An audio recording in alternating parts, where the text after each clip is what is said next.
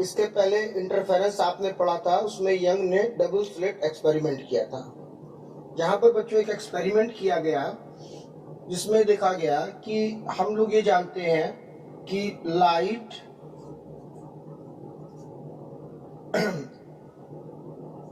Travel in straight line, हमने यही पढ़ा है और आपने भी यही पढ़ा है। पर अगर कुछ कंडीशन अप्लाई कर दी जाए बच्चों, तो लाइट जो है वो किसी शार्प एज या नैरो होल, तीक्ष्ण किनारे या सूक्ष्म छिद्र से गुजरने पर स्टेट तो जाती ही जाती है, थोड़ा सा फ्रिक्शनली आंशिक वो मुड़ भी जाती है। तो आप कह सकते हो simply the bending of light round the corner of any sharp edge और small hole is called diffraction. मतलब प्रकाश का सूक्ष्म किनारों, तीक्ष्ण किनारों, सूक्ष्म छिद्रों से मुड़ जाने की घटना प्रकाश का विवर्तन कहलाती है।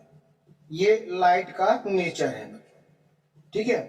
और ये कंडीशन कब लागू होती है ये आपको जानना बहुत जरूरी है।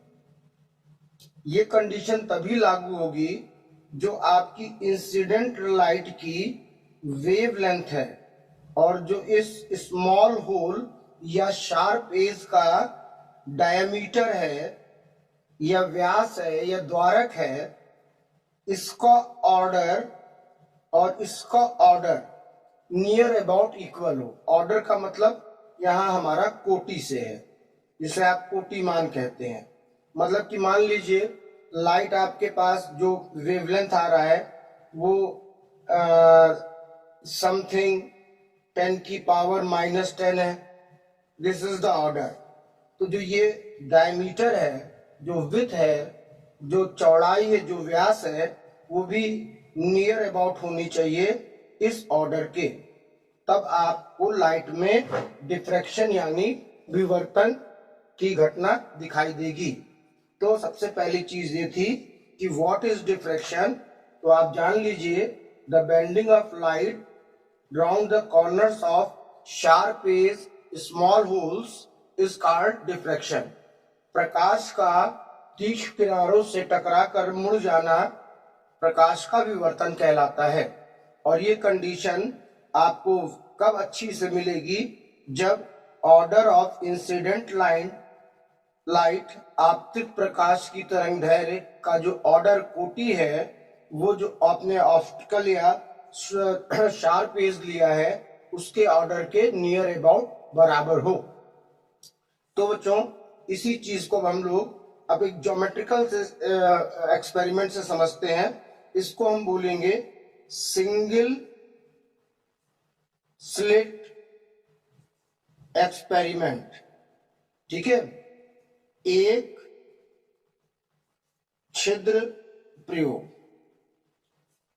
तो इसके लिए बच्चों आप एक ज्योमेट्रिकल एक्सपेरिमेंट को ध्यान से समझिएगा, जो कि पूछ भी लिया जाता है डिटेल में, कभी कभी, बहुत ज्यादा नहीं।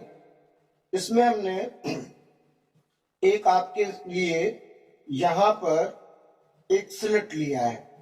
ये स्लिट यानी छिद्र है। इसकी क्या डायमीटर, व्यास होगा ये आपको मैंने बता दिया है कि क्या शर्त होती है, क्या कंडीशन होती है विवर्तन की, डिफ्रैक्शन की। अब लाइट सोर्स को इस पर फोकस करने के लिए हमने यहां पर एक कॉन्वेक्स लेंस लिया है, ठीक है। अब सोर्स से जो लाइट चली वो आपके यहां पर फोकस हुई, यहां पर फोकस हुई बच्चों, ठीक है। अब हमने कैपिटल डी डिस्टेंस पर एक स्क्रीन लगा रखा है जहां मुझे डिफ्रैक्शन के कारण बनने वाला पैटर्न मिलेगा, ठीक है। अब दोबारा हमने एक काम और किया कि ये लाइट स्कैटरिंग के बजाय या ज्यादा ना फैलकर हमारे स्क्रीन पर फोकस हो, हमने यहाँ पर एक और कॉन्वेक्स यानी उत्तल लेंस ले लिया। अब जैसा कि मैंने आपको बताया है कि लाइट स्ट्रेट भी जाएगी, उसकी प्रॉपर्टी है। ये आपका कॉन्वेक्स लेंस है जो इसको फोकस कर देगा स्क्रीन पर। कहां फोकस कर देगा? स्क्रीन पर बच्चों। अब देखिए अपने नेचर के हिसाब से लाइट इस शार्प कॉर्नर से बेंड भी होगी, पार्शियली मुड़ेगी भी, तो एक हमें यहां पर पैटर्न मिलेगा बच्चों। Is it clear? इस तरीके से बच्चों इस तरफ भी लाइट बेंड होगी, इस तरफ भी एक हमें पैटर्न मिलना ही मिलना है। तो बच्चों हो क्या रहा है कि सबसे ज्यादा लाइट तो यहां पर आ रही है, ये देखिए पूरी लाइट यहां पर मिल रही है, तो इसको हम लोग बोलते हैं सेंट्रल मैक्सिमा, केंद्रीय उच्चिष्ट। जैसे वहां पे डार्क और ब्राइट फ्रिंज थी, या मैक्सिमा मिनिमा का यूज कर रहे हैं, वहां भी मैक्सिमा मिनिमा का यूज कर सकते हैं। और अब यहां पर ये पार्शियली आंशिक रूप से बेंड हुई है, मुड़ी है, तो ये आपके कहलाएंगे मिनिमा। क्या कहलाएंगे? मिनिमा, यानी उच्चिष्ट और निम्निष्ट। सबसे ज्यादा लाइट आपकी होती है सेंट्रल मैक्सिमा पर, क्योंकि ये जो बेंड हुआ है ये पार्शियली आंशिक होता है। तो इस तरीके से जो हमें यहां पर पैटर्न मिलता है वो कुछ इस तरीके का होता है कि यहां तो सेंटर पर बहुत लाइट है और धीरे धीरे सक्सेसिवली उत्तरोत्तर लाइट कम होती चली गई। यानी कि अगर इंटरफेरेंस से हम इसकी तुलना करें तो वहां पर सब फ्रिंजेस इक्वल थी, बट यहां पर मिनिमा या मैक्सिमा, उच्चिष्ट निम्निष्ट, धीरे धीरे कम होते जा रहे हैं। तो अब इसको हम एक एक्सपेरिमेंट को आपको ज्योमेट्रिकल मेथड से प्रूफ करके बता रहे हैं। ध्यान दीजिएगा, बहुत छोटा सा मैटर है। देखिए ये आपका हमने सिंगल स्लिट लिया जिसकी डिस्टेंस हम स्मॉल ई लेंगे, ये हम स्क्रीन लेंगे जिसकी डिस्टेंस हम कैपिटल डी ले रहे हैं बच्चों। अब लाइट को फोकस करने के लिए हमने कॉन्वेक्स उत्तल लेंस लिया, यहां से जो लाइट आ रही है वो आपके इस शार्प एज पर आई। अब इसको फिर स्क्रीन पर हम फोकस करने के लिए यहां पर एक लेंस और लगा देंगे, तो ये देखिए जो लाइट का नेचर है स्ट्रेट चलने का, वो स्ट्रेट तो चलेगी चलेगी, और कॉनकेव का नेचर क्या होता है? इसका नेचर होता है मिलाने का। तो इसने लाइट को यहां पर मिला दिया, जिसको आपने कहा सेंट्रल मैक्सिमा, केंद्रीय उच्चिष्ट। अब इसी तरीके से अगर आप यूज करें तो ये लाइट ये यहां पर भी ड्यू टू डिफ्रैक्शन विवर्तन मुड़ेगी और आपको यहां पर भी एक पैटर्न मिलेगा। ठीक है, तो अब हम इस तरफ नहीं बनाएंगे, नहीं तो फिगर ज्यादा वो हो जाएगा। ये दोनों ओर हो रहा है, ठीक है, क्योंकि मैंने अभी आपको ये दिखाया था कि ये जो फिनोमिना है ये दोनों ओर हो रहा है। ठीक, तो ड्यू टू दिस फिनोमिना देखिए हुआ क्या कि मान लीजिए ये O है और ये पॉइंट P है, तो अगर ये आप A और B ले लें तो AP और BP और AP के बीच में जो पाथ डिफरेंस आपको मिलेगा बच्चों, वो पाथ डिफरेंस यहां पर परपेंडिकुलर ड्रॉ करने से मिलेगा।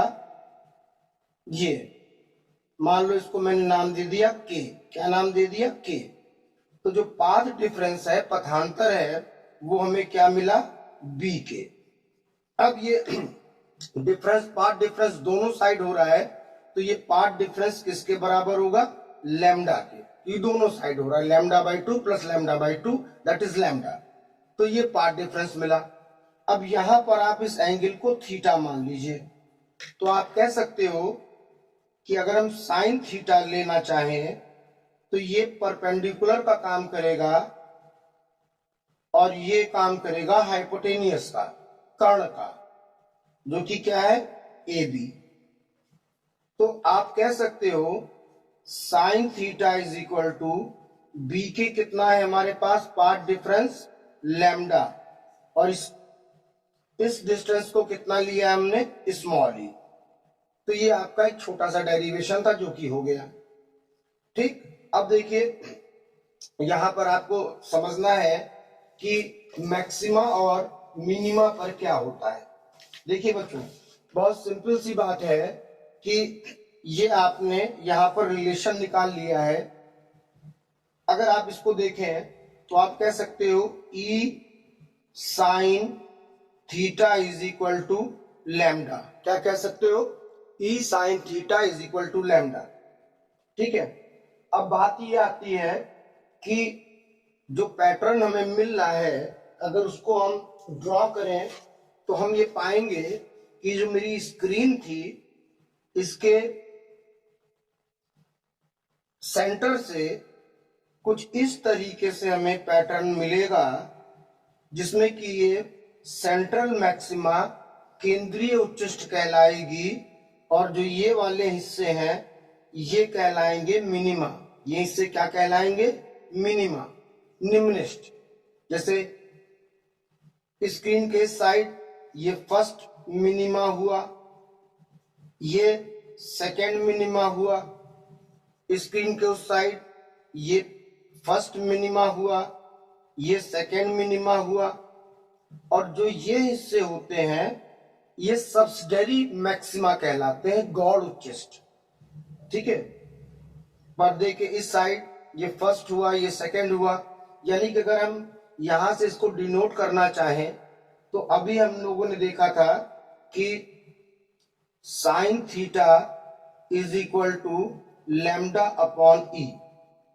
ठीक, ये आपका सेंटर था। तो अगर इस साइड आते हैं तो फर्स्ट के लिए हम यहां पर रख दें एम। क्या रख दें यहां पर? एम।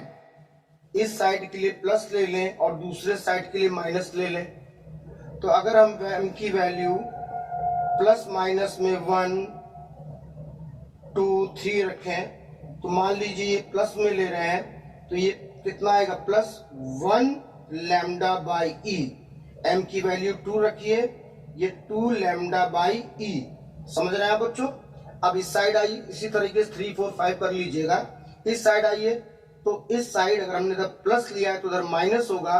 एम की वैल्यू 1 रखिए तो minus lambda by e, minus 2 lambda by e, minus 3 lambda by e. इस तरीके से आपको ये पैटर्न मिलता है। ठीक है, तो आप ये कह सकते हो कि अगर हमें जो ये मिनिमा निकालना है तो कैसे निकालेंगे? सिंपल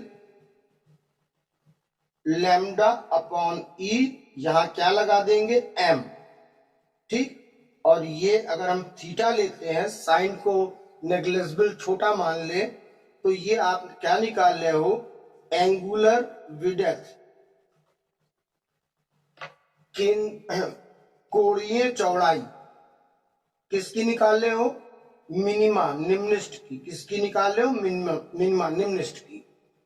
अगर आप m की वैल्यू +1 रखते हैं तो ये मिलेगा आपको, +2 रखते हैं तो ये मिलेगा आपको, -1 रखते हैं तो इधर मिलेगा, -2 रखते हैं तो इधर मिलेगा। तो ये फार्मूला आपका कहां पर यूज हुआ बच्चों? ये फार्मूला आपका यूज हुआ सेंट्रल मैक्सिमा से मिनिमा निकालने के लिए। मिनिमा मतलब निम्निष्ठ। ठीक है, मिनिमा मतलब निम्निष्ठ। ठीक, तो अगर कहता है सेंट्रल से फर्स्ट मिनिमा बताओ प्लस में, तो +1 रखिए, प्लस में +2 पूछ रहा है तो +2 रखिए। इस तरह अगर इधर -1 -2 पूछे तो आप इस वैल्यू को रखते चले जाइए। तो ये आपका एक एक्सपेरिमेंट था। अब ये आती है बात कि भाई अगर मिनिमा पूछ रहा है तो मैक्सिमा भी पूछ सकता है। सेंट्रल मैक्सिमा की बात तो बाद में करेंगे, पहले सब्सिडरी गौड़ उच्चिष्ट की बात कर लें। उसकी बात इस तरह करते हैं बच्चों कि जो हमारा ये जो सब्सिडरी गौड़ उच्चिष्ट है उसको निकालने के लिए हम e sine theta 2m plus 1 lambda by 2 लेंगे। क्या लेंगे? 2m plus 1 lambda by 2। ये इसके लिए है सब्सिडरी मैक्सिमा यानी गौड़ उच्चिष्ट। अब वही बात है कि अगर 1 पूछ रहा है तो m इक्वल टू 1 रखिए, 2 3 4 5 करते चले जाइए। इस तरफ का पूछ रहा है तो प्लस माइनस आप लगा लेंगे, इतना आप समझ लेंगे मेरी बात को। ठीक है, तो बच्चों ये तो हो गई थी कि कैसे हम मिनिमा निकालेंगे सेंटर से, और ये बात हो गई कैसे हम मैक्सिमा निकालेंगे सेंटर से। अब बात आती है कि सेंटर का भी तो कुछ एंगुलर विड्थ, कोणीय चौड़ाई या मतलब कि स्क्रीन पर लें तो लीनियर रेखीय चौड़ाई होगी। हाँ तो बिल्कुल जरूर बात होगी और इसकी भी बात होगी। तो अब आते हैं हम लोग कहां पर, इस बात को समझने में कि जो केंद्रीय उच्चिष्ट था जिसको कि हमने नाम दिया है सेंट्रल मैक्सिमा का, जो कि यहां पर आपको दिखाई दे रहा है। तो आप देखिए बच्चों, अगर स्क्रीन के एक साइड ये थीटा लिया है तो स्क्रीन के दूसरे साइड ये थीटा हो जाएगा। बात किसकी हम लोग करने जा रहे हैं? बात करने जा रहे हैं सेंट्रल मैक्सिमा यानी कि केंद्रीय उच्चिष्ट की।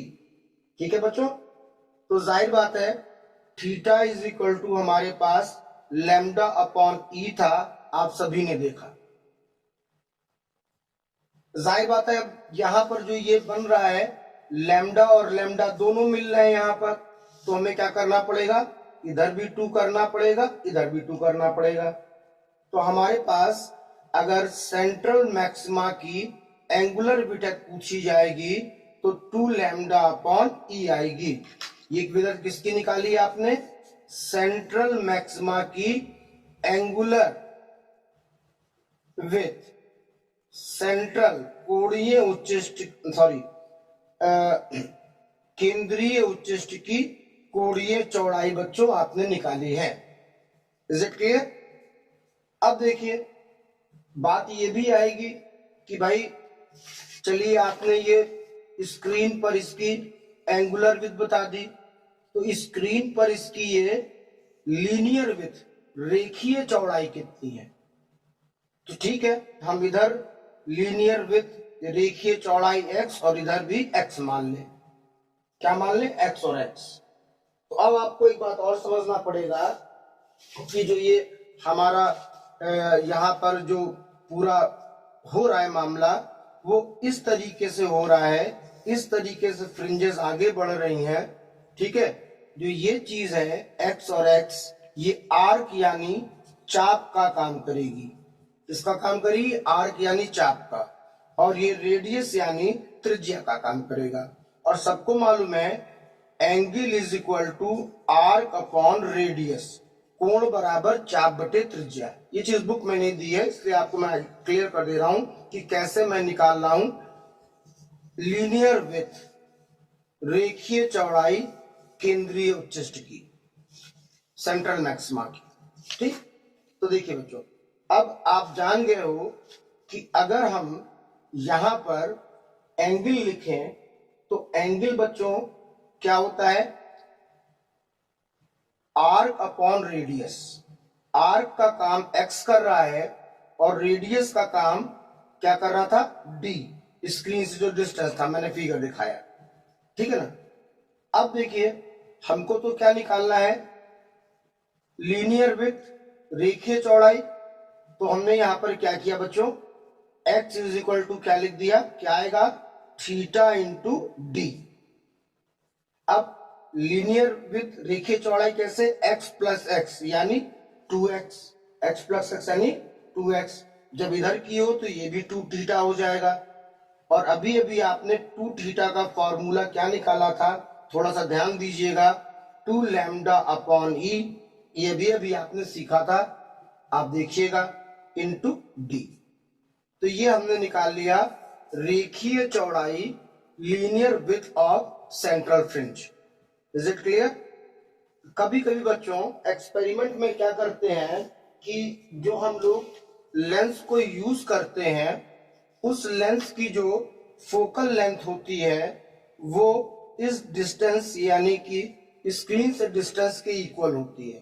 तो कभी कभी हम लोग ये f is equal to D भी लिख देते हैं, तो हम ये भी लिख सकते हैं 2x is equal to 2 lambda E into F, जब d is equal to F. तो ये आपका आज का टॉपिक था, जिसके न्यूमेरिकल आपको हम कल सिखाएंगे। ठीक है, एक ये छोटा सा चैप्टर है, इसको आप पूरा कर लीजिएगा। मिनिमा और मैक्सिमा, निम्नलिखित और उच्चिष्ट को ध्यान से आप समझिएगा, ये आपको चैप्टर बहुत ज्यादा परेशान करने वाला नहीं है बच्चों। अब देखिए एक चीज और यहाँ पर लगे हाथ बात कर लेते हैं हम लोग, क्योंकि फिर वो ध्यान से उतर जाती है। वो बात ये होती है कि डिफ्रैक्शन 2 तरीके के होते हैं। ये जो आपने डिफ्रैक्शन पढ़ा है, वो मतलब कि जो आपने विवर्तन पढ़ा है बच्चों, वो 2 तरीके के होते हैं। एक होता है आपके पास फ्रॉनहॉफर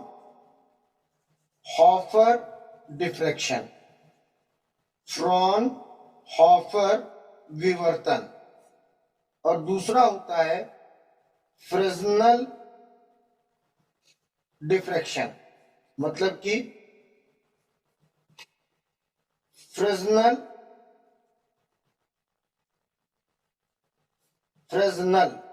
विवर्तन। ये क्या चीज है बेटा? जब हम अपने एक्सपेरिमेंट में जो ये आपकी डिस्टेंस थी, डी है, ई है, ये अनलिमिटेड लेते हैं, अनंत लेते हैं, यानी कि जो घटना नेचर में होती है, प्रकृति में होती है, तो वो कहलाता है फ्रॉनहॉफर डिफ्रैक्शन। ठीक है, क्योंकि अनलिमिटेड यानी इनफाइनाइट चीजें आपको नेचर में मिलेंगी, प्रकृति में मिलेंगी, जो प्रकृति में हो रहा है वैसा होगा। और फ्रेस्नेल डिफ्रैक्शन वो होता है जहां पर हम ये डिस्टेंस डी है या ई है, इसको एक लिमिट में लेते हैं, यानी कि काम अपने लैब में करते हैं, एक्सपेरिमेंट अपने लैब में करते हैं। तो बच्चों ये चीज कहलाती है फ्रेस्नेल डिफ्रैक्शन, फ्रेस्नेल विवर्तन। ठीक है, मतलब जहां पर डिस्टेंस वगैरह इनफाइनाइट हो जाए वो फ्रॉनहॉफर डिफ्रैक्शन है, और जहां पर डिस्टेंस वगैरह एक लिमिट में हो जाए, ठीक है, तो वो फ्रेस्नेल डिफ्रैक्शन है। तो ये आपका लेक्चर था, इसको आप रिवाइज कर लीजिएगा। कल आपको हम इसके न्यूमेरिकल सिखाएंगे और लाइव क्लास पे हम लोग रिवीजन करेंगे, और आप लोग बिल्कुल भी